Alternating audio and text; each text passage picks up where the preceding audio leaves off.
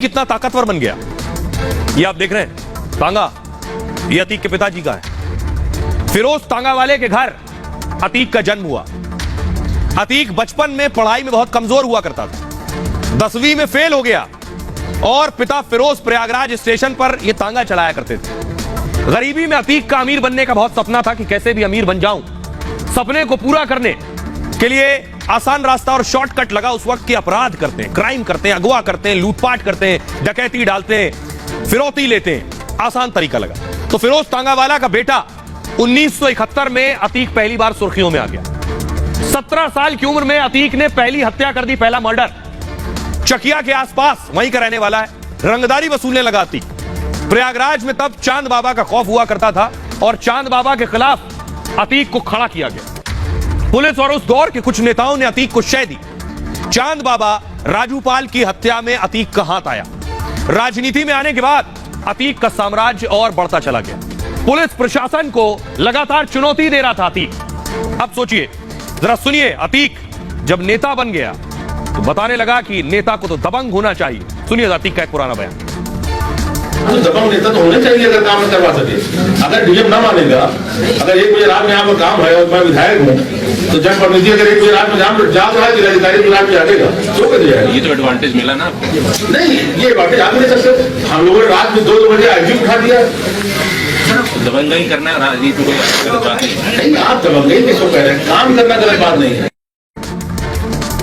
तो अतीक ने अपराध की दुनिया से राजनीति में एंट्री की। अब आपको बताता हूं अतीक की राजनीति में, सियासत में कैसे एंट्री हुई। 25 साल की उम्र में अतीक बड़ा गैंगस्टर बन चुका था। पूरे इलाहाबाद में अतीक के नाम का खौफ था, लेकिन अतीक को एहसास होने लगा था कि दबदबा बनाए रखने के लिए पैसे और पावर दोनों बहुत जरूरी है।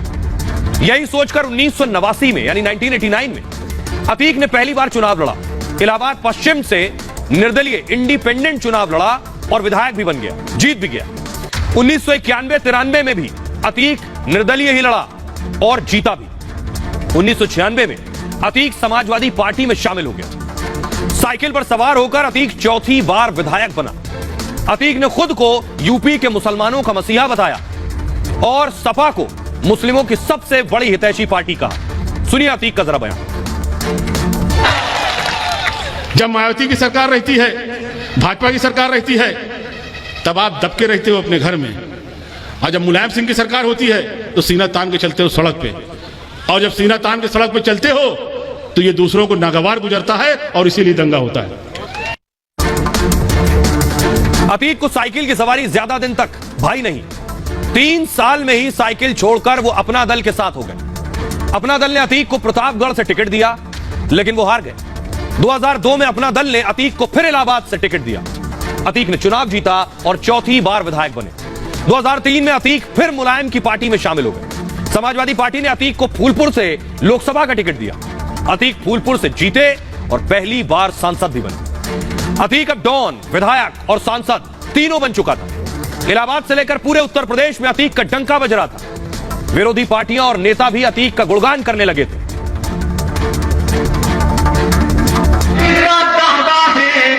कभी भी रद्द नहीं होगा तेरे पद के बराबर रब किसी का कद नहीं होगा। बात मेरी याद रखना तुम, कई सदियों तलक कोई अतीत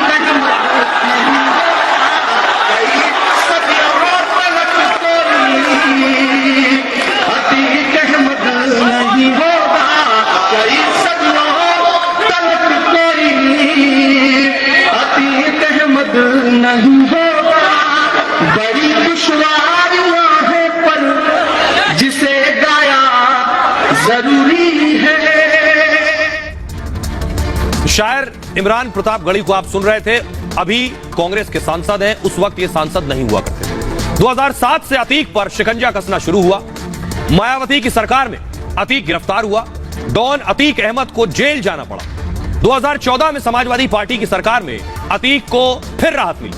अखिलेश के सीएम बनते ही अतीक को जमानत मिली। उत्तर प्रदेश में फिर अतीक का आतंक बढ़ने लगा। वो अपने आप को खुदा समझने लगा। सुनिए। इस्तेमाल बाहुबली बहुत अच्छे लोगों को कहा जाता है, और बाहुबली आपको शायद न मालूम हो, ईश्वर को भी कहा जाता है। मालूम है कि नहीं आपको? ईश्वर को भी कहा जाता है। क्या अपनी उपमा ईश्वर से करते हैं? क्यों आप कहते हो? मत कहो, हम नहीं करते, आप कहते हो।